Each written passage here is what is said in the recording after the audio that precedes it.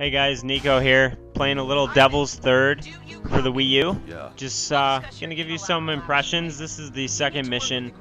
Just gonna play. Nothing crazy, not a lot of editing, nothing like that. Just my impressions, pretty much, what I think of the game so far, because it came out in North America and not a lot of people know about it. And the people that do know about it, that want a physical copy, probably can't get one because it's pretty limited. So at this point, your only option is pretty much download it on the eShop. But I've read some of the reviews of the European version because there really aren't any for the North American version, and it gets bashed a lot. Oh, the game stinks. You know, it doesn't look great. It doesn't control great. It has frame rate issues, yada yada. And I'm gonna start off by saying, you know, the game doesn't look great. I think that goes without question. It was in development for a long amount of time. It was originally going to be a 360 PS3 game, and it changed hands a whole bunch of times. So no, it doesn't look great compared to games released in 2015 that have been in development for 2-3 years. No, it doesn't look great, but it's passable. It's not ugly by any means. It's just average. It would have looked good probably 5 years ago. But anyways, as far as the frame rate goes, I don't really have any issues with it. I haven't had any issues with it so far. This level in particular, a lot of explosions, a lot of guys, a lot going on. Frame rate seems pretty solid. You maybe lose a few frames here or there, but it's fairly noticeable. The controls, I've been playing with the Wii U Pro controller. I haven't tried playing with the gamepad at all. I don't really think the gamepad would control very well for a game like this, but it controls perfectly. Again, don't know what the complaints are all about, but no problems here. So basically, if you don't know what Devil's Third is, it's basically a hybrid between a shooter and melee combat. And the melee combat is very similar to the Ninja Gaiden franchise, which is no surprise given who developed it. But the shooting is pretty good. It has a very lock-on mechanic where when you aim down your sights, it'll typically snap to the nearest target for where you're aiming, which, I mean, for a game like this, it's nice. You obviously wouldn't really want that in a game like Call of Duty or Battlefield or something like that, but a game like this, it works pretty well. I don't really have any issues with it. The melee combat is pretty simplistic, again, compared to Ninja Gaiden. I have been mostly playing shooting, as you'll see throughout this. But yeah, there's been numerous guns. You can carry 2 at a time. And I don't know. I'm enjoying it so far. So I want to just kind of talk about the game best I can. And hopefully some of you guys will watch this. Maybe you'll tip the scale to, you know, for you to give the game a try. Because it's good. I mean, I like it so far. It's not the best game ever, but it's good. In full disclosure, I paid $60 for the game. I got a physical copy from GameStop, so it's not like this is paid or anything like that, clearly, because barely anybody knows that it exists. But anyways, so yeah, here we are in Chapter 2, and a lot of gunplay. I just picked up an LMG for the first time, and most of the game, it's fairly linear.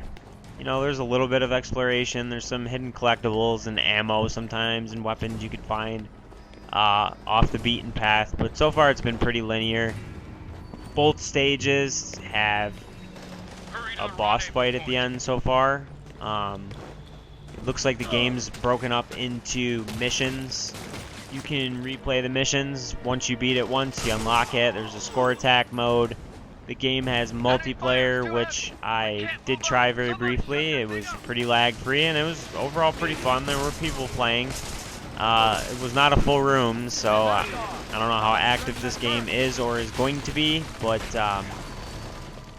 hopefully once some word of mouth gets out that the game actually released, maybe there'll be a community for it, 'cause it was pretty cool. But anyways, so you play as Ivan here, and you can crouch, you can run, you can slide on the ground, you can lock onto cover. It has a lot of your traditional action game fare.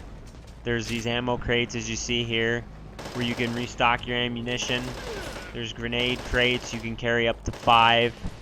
There's this, like, fury mode, I guess I'm gonna call it, that you can build. You can fill this meter through melee combat, and once you fill it, you push 2 buttons at the same time, and you go in like this amped up, like, fury mode where your melee abilities are enhanced. The game has quite a few cutscenes so far. I'm gonna probably end this video well before the end of the chapter so that I don't spoil anything major. These little cutscenes in the middle of the mission aren't really gonna spoil anything, but if you want, you could just skip them. I might cut them out, but just skip them. You're really not going to catch anything that's a spoiler this early in the game anyway, but the game is very, very lenient with death. There's frequent checkpoints, and so if you die, you respawn practically right where you were. You don't seem to lose a lot of progress, which is nice, because the game could be a little bit difficult, especially if you're not good at these types of games. I've played pretty much all the Ninja Gaidens and what have you, and I play a lot of shooters, so for me, not an issue. I don't think the first time I died, I think, was the boss at the end of this stage here, but anyways, moving on here.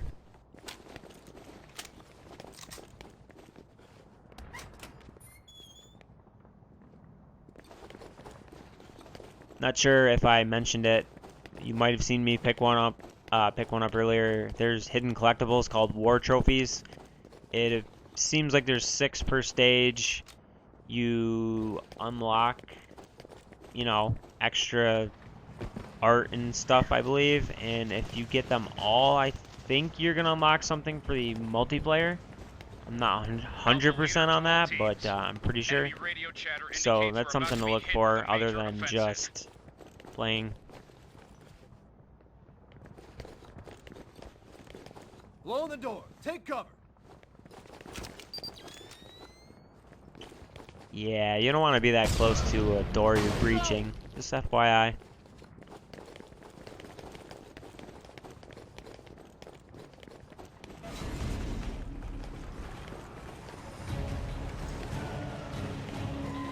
So I'm going to cut a little bit ahead here in the mission. Get to a little bit more of the variety of the game.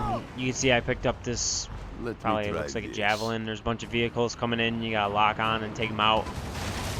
Pretty cool. Seems like the game tries to mix it up a little bit. Give you things to add a little spice, a little variety to the gameplay. So I appreciate that. It's pretty well done.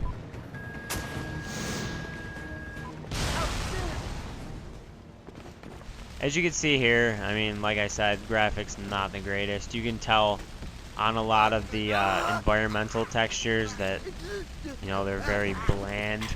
The character models and some of the effects, like the fire, looks pretty good, but I mean, the game is not eye candy, but for what it is, it looks good enough. I'm not a graphics whore. If you are, and that's the most important thing to you in a game, then don't get this, because you're just going to want to vomit all over your screen. If you don't care about graphics, then by all means, pick it up. Gameplay is where it's at in this game.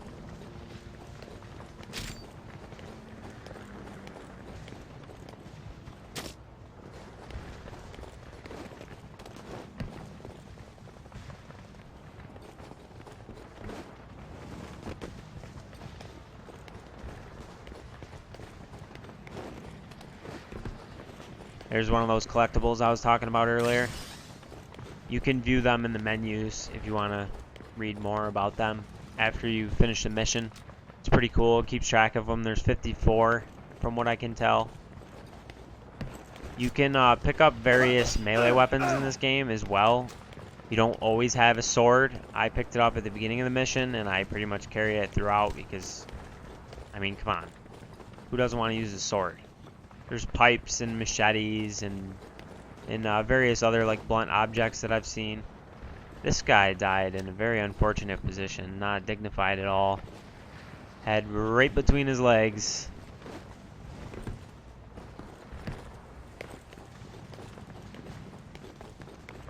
Alright guys, so again, sorry cutting ahead here a bit.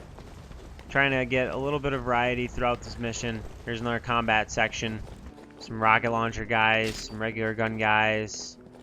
Just kind of picking them off here. There's definitely plenty of cover. Feels very Gears of War at times. You know, you got the half cover. You're kind of crouched beneath. Pop up, shoot, heal. Pop up, shoot, heal. I picked up a sniper rifle since the last section, which you'll see here. I'll use it in a little bit here.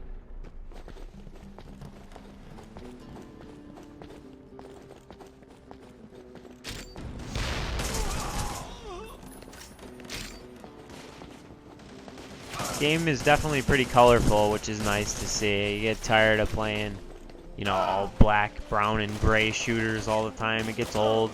Sniper rifle has some pretty good effects when you get a kill with it. You can see I blew off some limbs there. Game's pretty gory at times. There's some really nasty but cool looking executions you could do with the melee weapons.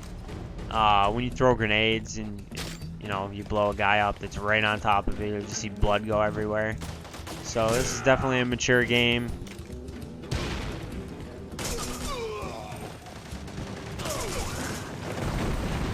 Following my allies here, going up. The canal's just around the corner. Move! Can take, at least on the default difficulty, quite a bit of damage before you die. Your screen gets really, really red, and then it turns almost like a black and a gray when you're about to die. So if you just back up, you know, you automatically heal like most games now, regenerating health. Here you can see that push Y and B for Inboku. That's what I was talking about earlier. That's the melee, like Fury mode, I guess I'll call it. I didn't end up using it here because there's no guys, but yeah, so that's it for that section. I'm gonna cut here because this is a cutscene. Alright, sorry guys, picking up almost immediately after that last cutscene. It was pretty spoiler-tastic, so I didn't want to show that. Here you can see what I was talking about earlier, almost dead. Really hard to see, which is a cool effect. So back off and heal here. It doesn't take too terribly long. Just pick the guys, pick them off, move on. I don't know, not much to say. Basically, just, you know, don't pay attention to all the bad reviews that this game got. I don't know if the North American version was improved compared to the European version, or if the complaints are way later in the game, but so far I'm enjoying it. I don't know that it's worth $60, but it may be your only option if you really want to play it, because physical copies are sold out everywhere. Don't go on eBay and buy one for over $120 from some douchebag scalper. Just get the digital version. I mean, and if you really want a physical copy that bad, hopefully they print some more, or hopefully there's some more being sent to stores or something, because more people deserve to play this game. It's definitely been an enjoyable experience so far. So, you know, form your own opinion. I always do that with all games. You know, if you want to get an opinion on a game, watch a review, but pay more attention to, you know, the gameplay and the points that they make, not necessarily the reviewer's opinion. One huge gripe that I have with a lot of reviews nowadays is that the reviewer faults a game because it didn't meet their expectations or something like that. You should go into a review of a game with a clean slate. You know, you're judging the game for what it is, not what you want it to be or what you think it is. So that's kind of my mindset. You know, if you go into this game understanding that, you know, it's like a B movie, you know? It's not a AAA title, so you can't go into it expecting it to be one. If you keep your expectations in check and you like this type of game, this genre, you'll find some fun here. I'm enjoying it so far. I'm looking forward to seeing the story through to the end and playing the online some more. I have a lot of games I'm currently playing, so it may be a while before I actually finish it. You know, especially with the Wii U. Wii U does have a very solid library right now. It's a damn shame that it doesn't have a bigger install base, but you know, Yoshi's Woolly World and Xenoblade Chronicles, Twilight Princess HD is around the corner. We got Devil's Third, you know, still playing Smash Brothers. There's new DLC for that. There's Splatoon, that's always getting updates. There's a lot to play. In this section right here, this was the point where I really thought, man, some of these textures are ugly. You can see it's pretty cool that the concrete is chipping away around me, but you can see the underneath is just, oof. Looks like it worse than a PS2 game, truthfully, but whatever. The gameplay is what's important, so.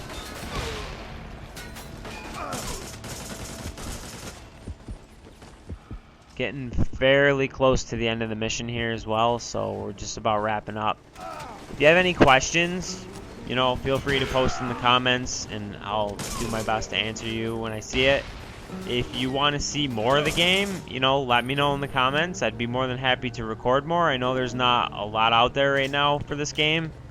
Not sure if that's going to change. As far as I know, none of the big sites were even sent review copies either. You know, Nintendo of America was very silent with this game, which is a shame.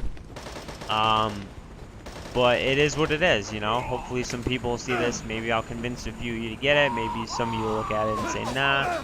Whatever the case may be, I just want you guys to have something to look at, to see of the game rather than what you read.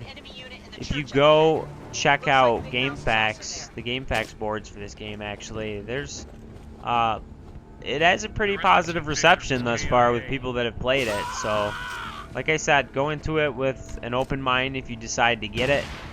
Understand it's not a AAA game, and I think you'll enjoy it. So that's pretty much all I have to say. I'm just gonna shut up now. Hopefully this helped you decide. Hopefully you enjoyed it. You know, any feedback, leave it in the comments, and I'll be sure to check it out. So until next time, guys.